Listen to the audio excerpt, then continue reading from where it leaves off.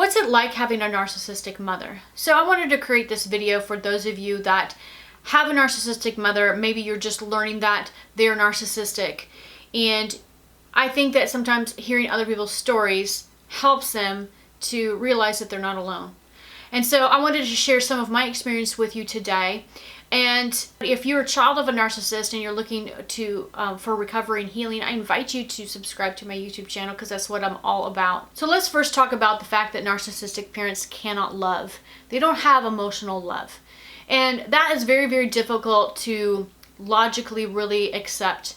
I always knew that I had a sense that I was not emotionally loved and that my parents just did what they had to, but I never really understood why.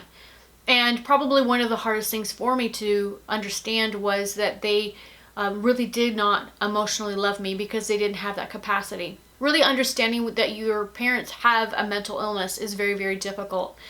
But understanding that it's a mental illness and it has nothing to do is also very, very liberating. Because it's not that you were unlovable, it's that they just didn't have the capacity for love. And that leads me to one of the things that narcissistic mothers do and how they see you as an extension of themselves. They don't have their own individual self. They don't know who they are. They never develop that. And so they continually live through other people. And whether that is a romantic relationship or if that's their children. And so they will so take on your life as their own that if you go after something that is not something that they would go after, they're going to try and squash it. If you have success in an area and they don't get a profit from it, they're going to try to destroy that. If you have a relationship and you're happy in that relationship, they're going to want to control it, destroy it, or take it over. They never want you to look better than them. So whether that is education, your appearance, or success, or any of that, they do not want you to be better than them. So they will encourage you to do great as long as they get to take credit for it and as long as they get a shine. But as soon as you start to outshine them, then they're going to try and destroy that. And the other thing is you're going to notice is that they are jealous of you. This is very, very difficult to understand because if you're healthy, you understand that you're not jealous of other people. You're not jealous of a child. You want the best for them. You want them to do better than you, you know? And so when you have a narcissistic parent and they're super jealous of you, it can be very, very confusing. You go to them for support and they attack. So I've had this a couple of different times in my life. At one point, I moved to Italy for 6 months. And I remember moving in with my parents. And I sold everything that I owned, moved in with my parents for a short period of time before I left for Italy and also when I came back. And I remember like doing the laundry because I had been, I was in my 20s and I'd lived on my own for a long time at that point. And so, as an adult, I started to do things that probably I didn't do as a kid. I started to do laundry. I started to clean the house. I started to be responsible and really pitch in. And my mother was completely angry and she saw it as a competition. And she, I remember her putting me down because I was washing my sheets every week. And I'm like, well, how often do you wash your sheets? Just crazy things. And I remember laying out in the sun and, my mom and my stepdad were gardening and my mom happened to just walk out, outside, I think with something to drink, that sort of thing. And he says to her, "Oh, you look beautiful today." And she says, "I sure hope you're talking about me." Because she was jealous of me. And at that point, I was like clueless. I remember going to Italy and calling my mom and saying, "Hey, I'm okay." And she's like, "What are you calling? Like, leave me alone. Are you dead?" She didn't care. She was very, very jealous as I was off, doing my thing in Europe. I know that I've mentioned this before, but like when I was in a car accident, my left arm was completely shattered into a zillion pieces. They said I would never use it again. I have 2 plates, 15 pins and screws. I died after my 3rd surgery, by the way, and came back. And then I also had brain damage, TBI, which lasted about 3 months or so, where I just couldn't handle a lot of things emotionally, that sort of thing. Really didn't have a filter. It was a really crazy experience. And then for about 10 years, I couldn't walk without passing out from the pain. And so going through that, you know, my mother and my sister made it all about them. And so I'm in the hospital. I'm told that I can never use my arm again at that point. I hadn't overcome, and it took me a long time to actually overcome. And my sister says, she comes in and she sees all these flowers from people from our church. And she says, she's not getting away with this. And then she goes back and tells everyone that I was not in a car accident and that I'm making it all up. I had two plates, 15 pins and screws in my arm. My arm's all up. I'm in a morphine coma, and she's going out and telling everybody that this didn't happen and that it was a lie. Then on top of that, you know, apparently when I was in this morphine coma, my mom said that they used up all their vacation in the hospital watching me, which I don't understand, because clearly it was all about them and not necessarily about me, because I was out. I was in a coma, right? And when I came to and I finally needed someone to take care of me, like I could not feed myself. I couldn't cut my own food. I couldn't take my own shower. I couldn't get dressed by myself, because at that point I had one hand. And I had to learn how to do everything with one hand, and it was very, very difficult at first. So basically I moved in with my mom. They wouldn't take care of me.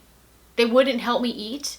They wouldn't help me with anything. It was kind of just, I'm there. You know, when I went back for my second surgery, I was picked up in a wheelchair, and my mom picked me up, and she was screaming at me the entire way to the car, because I had decided that I was going to go and live with my ex-boyfriend's parents. And, you know, our relationship had ended a couple of months prior, but we were still really good friends, and I was really good friends with his parents, and they actually authentically cared about me, and I was really good friends with his sister-in-law, and he was perfectly fine with it. And he didn't live at home, and so I was going to move in with his parents. And I remember my mom getting really, really angry, because she saw it as a reflection of her, not me needing help, not me needing, you know, someone to feed me and take care of me. She saw it as a threat to her, and so she started to accuse me of only going there because they're probably going to throw a party for my birthday. My birthday was going to be during that week, and I had forgotten about my birthday, and nobody celebrated my birthday. I basically just had lost almost all the blood in my body, and I chose not to do a blood transfusion. Actually, that was a saving grace as well, because it turned out that all the blood in the hospital at that time was contaminated with HIV. So I would have been HIV positive had I done a blood transfusion. So I basically was, you know, didn't have any blood, didn't have any energy to do anything. And I was dealing with, you know, some mental issues at that time. Hadn't recovered from that either. But she all made it all about her, and it was, you know, her being angry and, you know, just not providing for me, and, you know, all about her and my sister.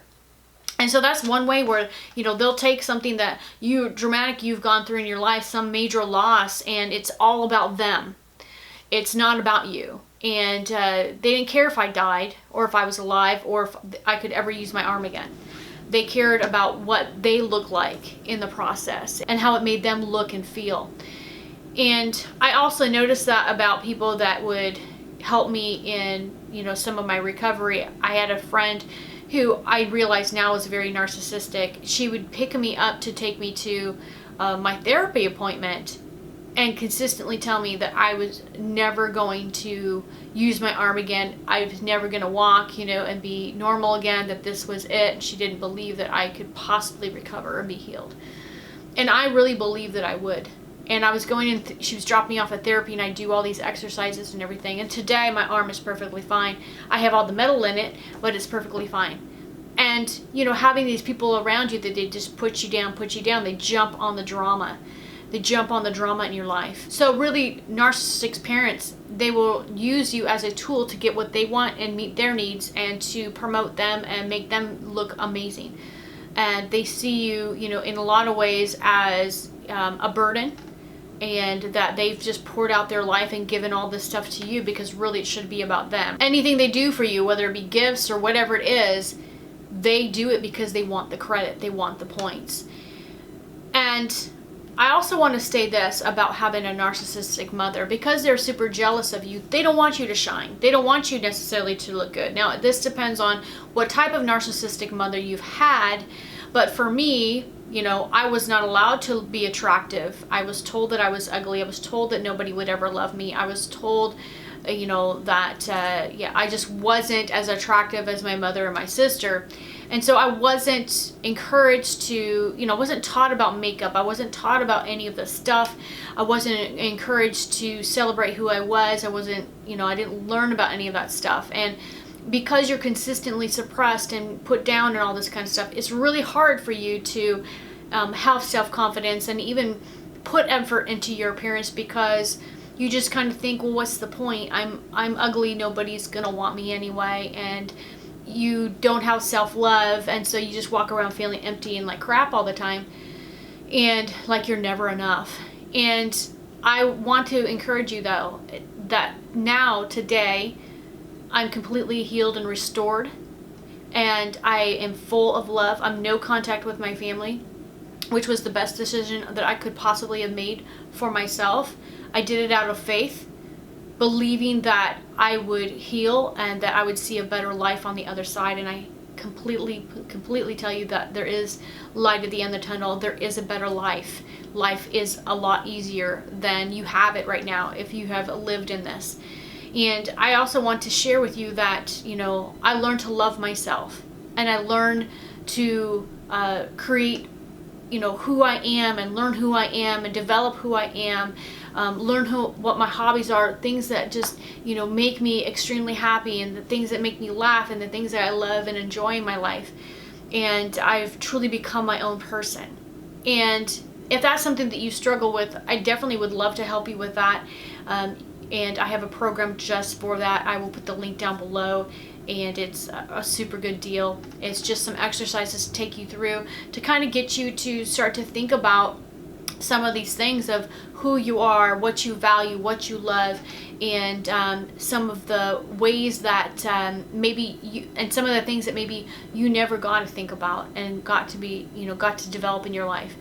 Truly now I feel full of love and feel confident, and I feel like that my external self radiates that, and I can show that more as I continue to grow and continue to love myself and really become the woman that I should have been all along. It's really an amazing journey when you can get to the other side, and because it's no longer looking at everything that they've done to you, no longer looking at all of the abuse. Now it's your turn. So I hope that this video has helped for you, and maybe you've had a similar experience. I invite you to share that experience down below and let others know, because sharing our stories is where we find healing, because we realize we're not the only ones. Thank you guys so much for subscribing to my YouTube channel, and we'll see you next week.